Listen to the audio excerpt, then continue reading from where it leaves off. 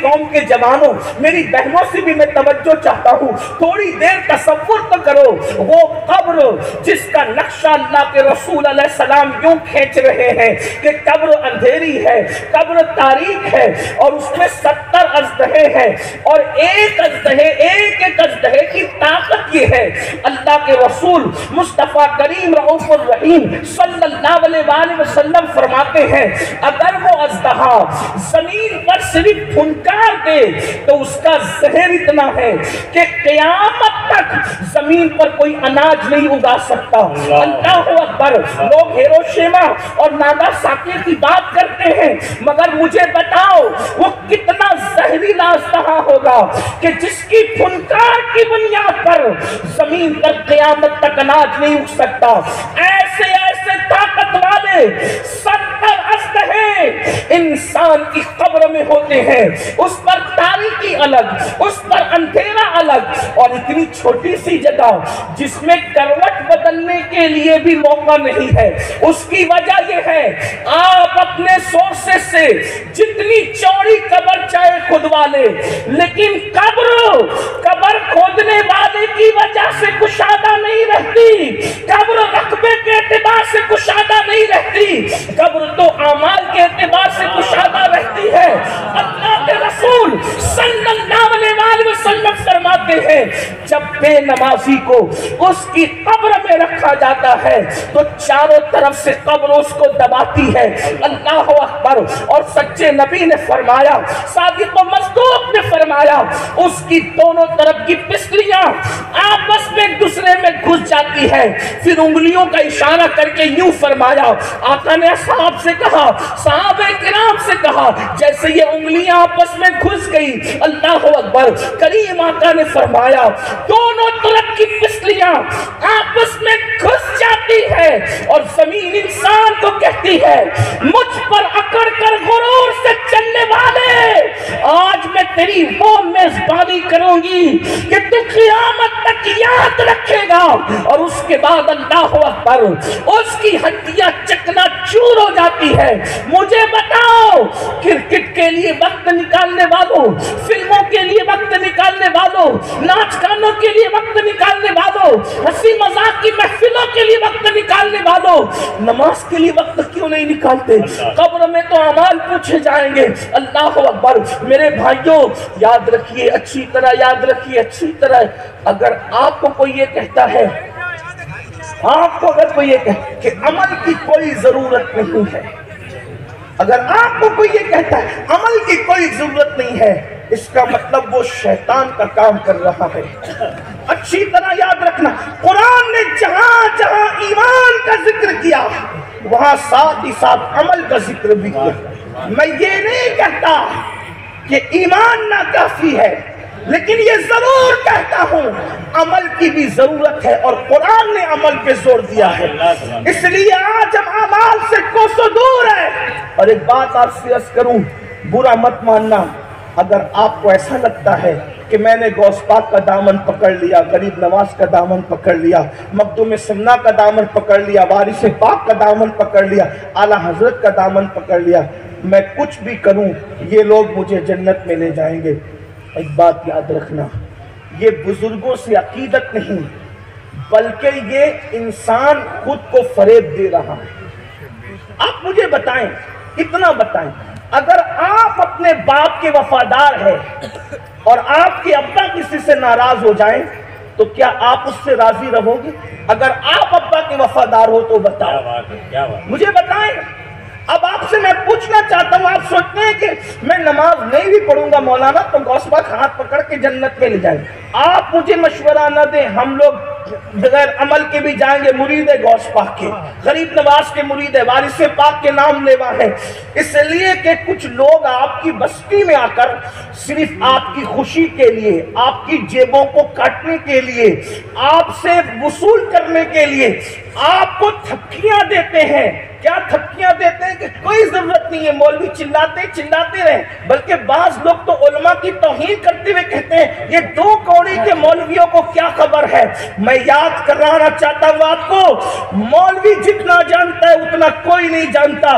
اس کی وجہ یہ ہے کہ تم کسی اور کی کتاب پڑھ मौलवी अल्लाह की किताब पढ़ते हैं। इंसान दुनिया के इंसान और कुदरत में जो फर्क है वही दुनिया की किताबों में और अल्लाह की किताब में फर्क है। और इसलिए उलमा की तौहीन करने वालों सुनो, जो उलमा की बेअदबी करेगा उसका खात्मा ईमान पर नहीं हो सकता। डर है कि वो मरेगा तो कुफ्र पर मरेगा। इसलिए याद रखना, हम तो अपनी नौकरी अदा कर रहे हैं, हुजूर की गुलामी कर रहे हैं, आप तक पैगाम पहुंचा रहे हैं। आपसे पूछता हूं, अगर तुम अपने बाप के वफादार हो तो बाप जिससे नाराज है तुम उससे रिश्तेदारी करोगे, उससे ताल्लुक रखोगे, उससे खुश रहोगे।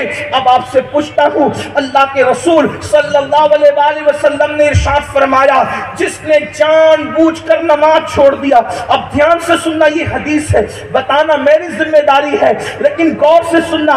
आका क्या फरमा रहे हैं? जिसने जानबूझकर नमाज छोड़ दिया, क़यामत के दिन उसके साथ मेरा कोई वादा नहीं है, मैं मोहम्मद उससे बेजार हूं। अब आप मुझे बताएं, जिससे रसूलुल्लाह बेजार हो जाए, क्या गौसे पाक उससे खुश हो सकते हैं? क्या गरीब नवाज उससे खुश हो सकते हैं? क्या इमाम अहले सुन्नत उससे खुश हो सकते हैं? क्या मखदूम सुन्ना उससे खुश हो सकते हैं? बल्कि एक बात आपको बताऊं, गौसे पाक गरीब नवाज तो अलग बात है, सिद्दीक अकबर और मौला अली और सैयदा उम्मे हबीबा ने हजरत अबू सुफियान को क्या जवाब दिया था? तारीख है, सीरत का पूरा बाब है। जब मक्के वालों ने वादा खिलाफी की और हुदैबिया का वादा तोड़ दिया, तो उस वक्त मक्के वालों ने तजदीद अहद के लिए सोचा कि कोई होशियार बंदे को तलाश करो, जो होशियार बंदा सबको बोतल में उतार सके। तो मक्के वालों का फैसला क्या हुआ कि हम हजरत अबू सुफियान को भेजेंगे। ये बहुत दानिश्वर इंसान है, अपनी बात मनवाने में महारत रखते हैं। अब तक अबू सुफियान ने इस्लाम कबूल नहीं किया था। जैसे ही मक्के से मदीने मुनव्वर आए, सिद्दीक अकबर से मुलाकात हुई। कहा, भाई अबू बकर, पुराने ताल्लुकात है, पुरानी रिश्तेदारियां हैं, क्या आप मोहम्मद से मेरी बात करा सकते हो?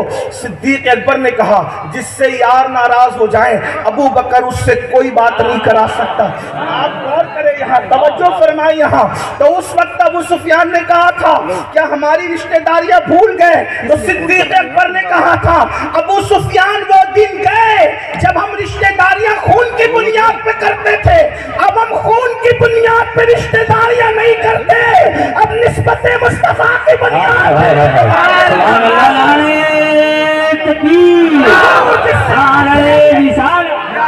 जिससे मुंह फेर ले। सिद्दीक अकबर हिम्मत नहीं करते रसूलुल्लाह का सामना कराने की। उसके बाद अल्लाहु अकबर, सिद्दीक अकबर से मायूस हुए तो मौला अली के पास आए। कौन मौला अली?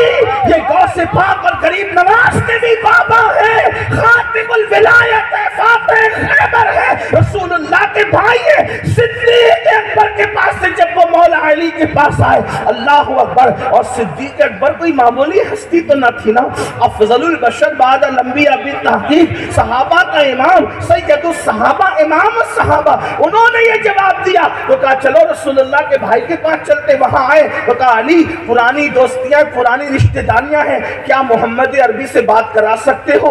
मौलाए कायनात ने कहा, जिससे यार मुंह फेर ले हम उससे कोई बात नहीं करा सकते, यहां से चले जाओ, हमारे अंदर हौसला नहीं है। अल्लाह, फिर वही कहा कि क्या हमारी रिश्तेदारियों का लिहाज न रखा जाएगा, दोस्तियों का लिहाज न रखा जाएगा? मौलाए कायनात ने कहा, वो दिन चले गए जब खून और बाप दादाओं की बुनियाद पर रिश्ते रखे जाते थे। अब तो हमारा रिश्ता सिर्फ एक निस्बत की वजह से है, जो मोहम्मद अरबी का है वही हमारा है, हम आपसे कोई मुलाकात नहीं करा सकते। अब ये दो बातें तो हो गई। तीसरी अहम बात, उन्हें ये जहन के अंदर जो था कि ये लोग नहीं कराते, न कराएं, रिश्तेदारियां जितनी होती उतनी मोहब्बत होती है। मेरी तो सगी बेटी हुजूर के निकाह में है, बेटी के पास जाऊंगा, बीवी की बात कौन काटता है? वो तो मुलाकात करा ही देना है, क्योंकि बाप बाप होता है। जैसे ही दरवाजे पे दस्तक दी, दरवाजा खुला, उम्मे हबीबा, सैयदा उम्मे हबीबा बाप को देखती है, कहती है, क्यों आए हो? कहा कि अंदर तो आने दो, बात तो करने दो, अंदर आए। जैसे बाप को देखा, بستر بچھا ہوا تھا اس کو لپیٹنا شروع کیا. جب لپیٹنے لگی تو کہا کیا بہت دن ہو گئے, باپ کو بھول گئی ام حبیبہ, پہچانتی نہیں ہو, بستر کیوں سمیٹ رہی ہو؟ سب سے سخت جواب اگر کسی کا تھا وہ سیدہ ام حبیبہ کا تھا. کہا کہ بستر سمیٹ رہی ہو؟ مہمان کے آنے پہ تو بستر بچھائے جاتے ہیں, سمیٹے نہیں جاتے. کہنے لگی ابو سفیان مشرک نجس اور ناپاک ہوتا ہے, اور یہ رسول اللہ کا پاک بستر ہے, کسی ناپاک کو نبی کے پاک بستر پہ بیٹھنے کی اجازت نہیں دے سکتا. مجھے بتائے تو صحیح, مجھے بتاؤ کہاں پر وہ حضرت ابو سفیان, اور آج